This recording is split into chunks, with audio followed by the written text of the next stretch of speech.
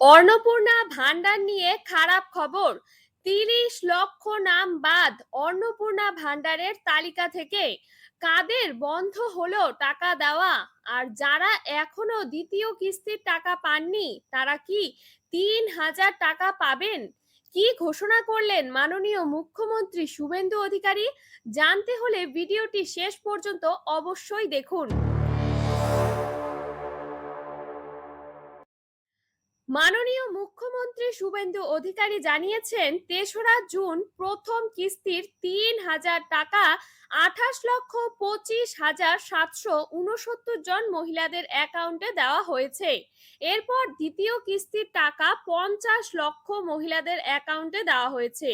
তবে এর মধ্যেই মুখ্যমন্ত্রী জানিয়েছেন যে পশ্চিমবঙ্গে লক্ষ্মীর ভান্ডার প্রকল্প থেকে নতুন অন্নপূর্ণা ভান্ডার যোজনায় রূপান্তরের সময় প্রায় ৩০ লক্ষ নাম বাদ দেওয়া হয়েছে। মুখ্যমন্ত্রী শুভেন্দু অধিকারী এবং রাজ্য সরকারের ঘোষণা অনুযায়ী ভোটার তালিকা সংশোধন মানে এসআইআর এর সময় এবং কঠোর যাচাইকরণের কারণে এই নামগুলি বাদ পড়েছে। তবে এখন বড় প্রশ্ন হচ্ছে, কারা টাকা পাবেন না এবং কারা টাকা পাবেন। প্রথমেই বলি কারা আর টাকা পাবেন না। যাদের নাম এসআইআর এ বাদ পড়েছে, ভোটার তালিকা যাচাই এবং সরকারি নিয়ম লঙ্ঘনের কারণে এই ৩০ লক্ষ মহিলা অন্নপূর্ণা ভান্ডারের টাকা পাবেন না।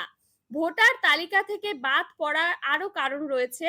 ২০২৬ সালে এসআইআর এ যাদের নাম পশ্চিমবঙ্গের ভোটার তালিকা থেকে স্থায়ীভাবে মুছে গেছে তারা আর অন্নপূর্ণা ভান্ডারের টাকা পাবেন না।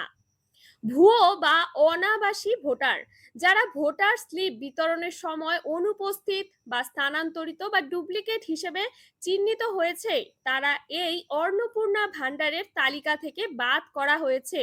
অভারতীয় নাগরিক, যারা ভারতের বৈধ নাগরিক নন, এছাড়াও পূর্বের তালিকায় নাম থাকা যে সকল মহিলা ইতিমধ্যে মারা গেছেন তারা নাম বাদ দেওয়া হয়েছে। তারপর রয়েছে আয়কর দাতা, যে সকল মহিলার পরিবার বা তার নিজের আয়কর জমা দেন বা ইনকাম ট্যাক্স দেন তাদের নামও বাতিল করা হয়েছে।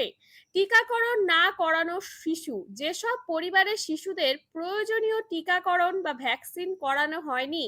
এরপর রয়েছে মাদ্রাসাগামী শিশু, যে সকল উপভোক্তার সন্তানরা সরকার স্বীকৃতি স্কুল ছেড়ে অনুমোদিত মাদ্রাসায় যায়। এরপর বলি কারা টাকা পাবেন, কে এই তালিকায় রয়েছেন।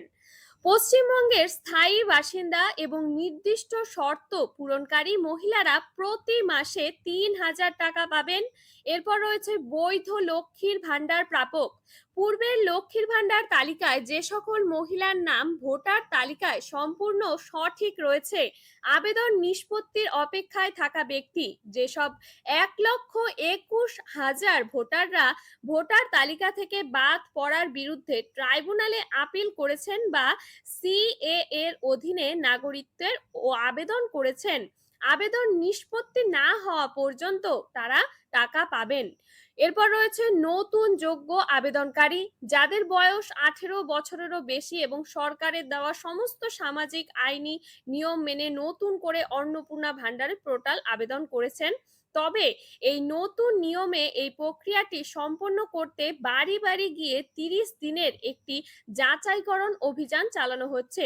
সমস্ত তথ্য সঠিক থাকলে টাকা সরাসরি আধার লিঙ্কড ব্যাংক অ্যাকাউন্টে পাঠিয়ে দেওয়া হচ্ছে। আপনি যদি এখনো টাকা না পেয়ে থাকেন, কমেন্ট করে অবশ্যই জানান।